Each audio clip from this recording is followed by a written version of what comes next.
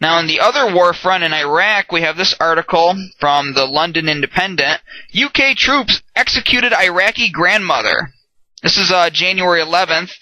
Allegations that a 62-year-old Iraqi grandmother was tortured and executed by British soldiers after her family home was raided 3 years ago are being investigated by the Royal Military Police. The Army's involvement in the death and abuse of Sabihah Qudar Talib is one of the most serious charges to be made against Britain during its 6-year occupation of southern Iraq. UK government ministers are to be given previously unseen police reports from a Basra crime unit which conclude that Mrs. Talib's body was dumped on a roadside in a British body bag in November of 2006. There was a bullet hole in her abdomen and her face and had injuries consistent with torture, police reported. The Ministry of Defense confirmed that Sabihah Qudar Talib was shot by British soldiers from the Princess of Wales Royal Regiment in 2006, but denied that she was murdered or tortured. The case is now being investigated by the Royal Military Police, and Ministry of Defense spokesman said that she had been caught in a crossfire during the raid and died later in a military hospital. But statements from her family, who were at home during the raid, claimed that after the shooting they saw Mrs. Talib being led away alive by British soldiers.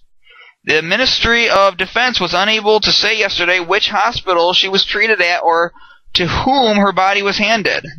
The results of the Iraqi police investigation seen by the Independent were sent to Ghazi Dawford Salman, an Iraqi judge, and to the Basra prosecution office.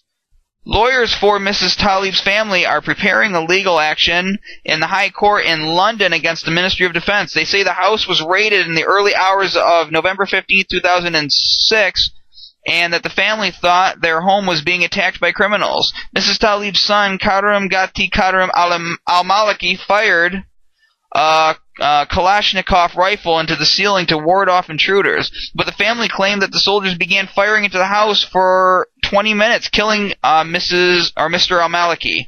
According to the eyewitness accounts, Mr. al-Maliki's brother and mother were arrested by the soldiers.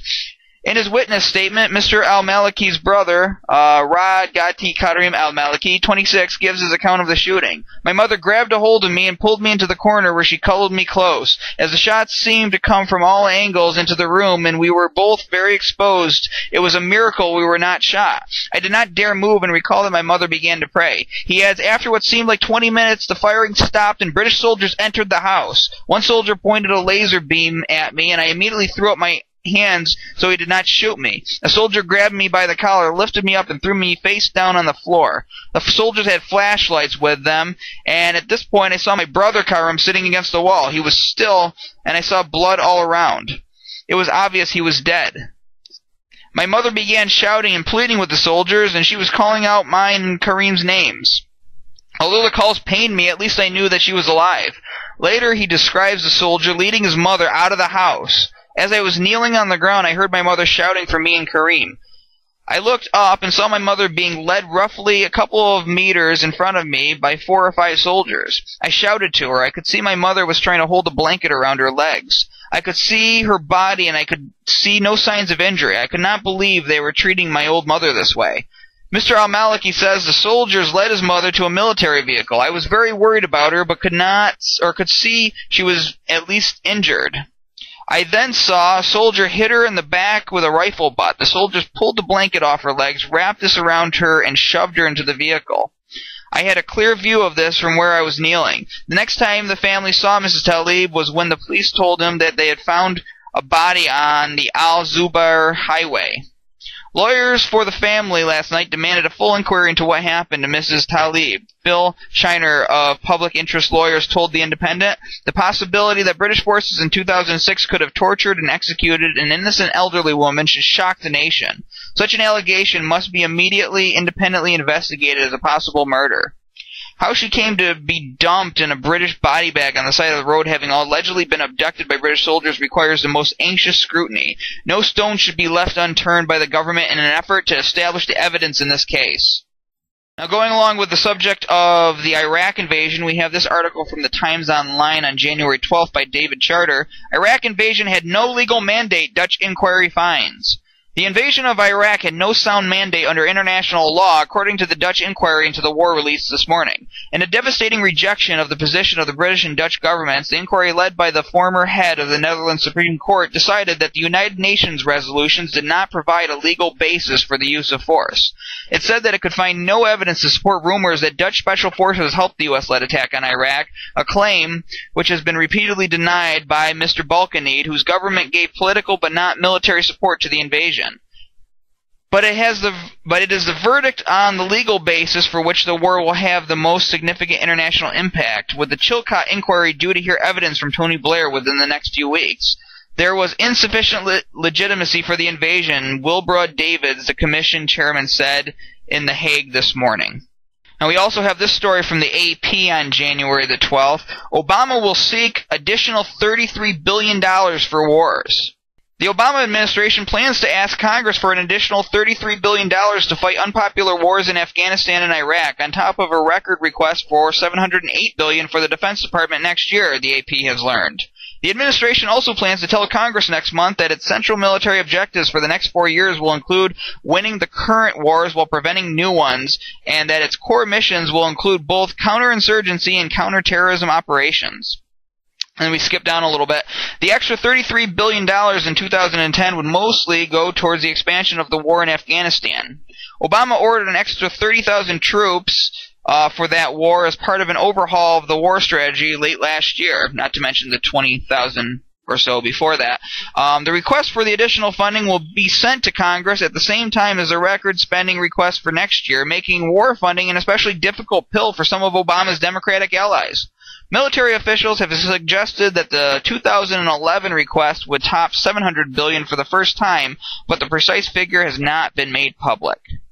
Moving on to airport body scanner news, we have this article from Bloomberg on January 12th written by Jonathan Stearns. Body scanners at airports opposed by new European Justice Chief.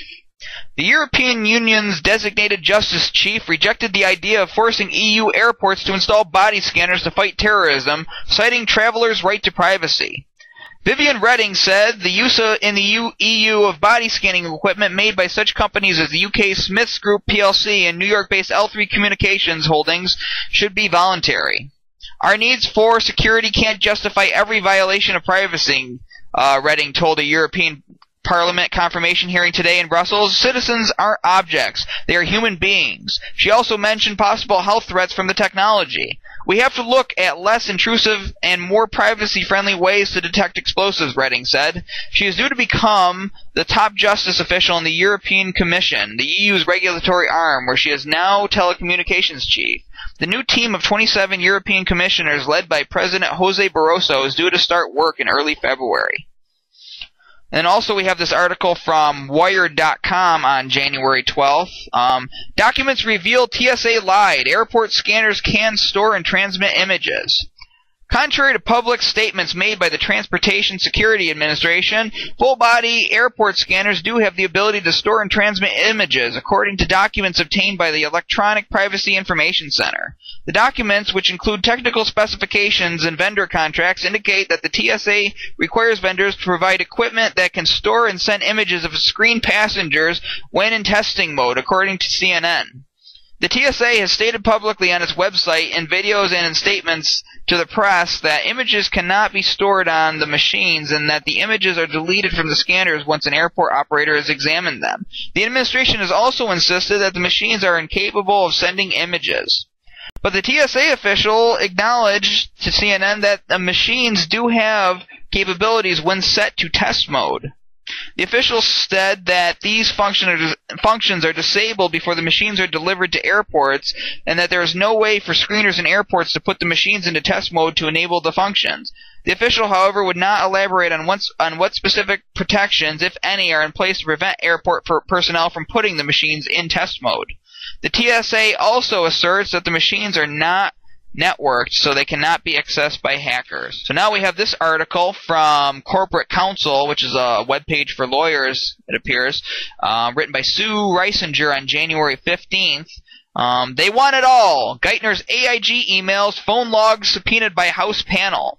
Congress on Wednesday released details of the subpoena it served on the Federal Reserve Bank of New York, seeking all documents relating to payments that the American International Group made to other financial institutions from federal bailout funds. The subpoena from the House Committee on Oversight and Government Reform also wants documents dealing with the decision to compensate AIG's counterparties at 100 cents on the dollar, as well as public disclosure of the counterparty payments. The payments went to some of the world's largest financial institutions, including Goldman Sachs Group, Morgan Stanley, Barclays, PLC, Bank of America Corporation, Deutsche Bank, AG, and Societe Generale, SA. The subpoena specifically asked for emails, phone logs, and meeting notes of then New York Fed President Timothy Geithner, former board chairman Stephen Friedman, general counsel Thomas Baxter Jr., and banking supervisor Sarah Dahlgren, who worked with AIG on the bailout and on AIG's disclosure statements. And then for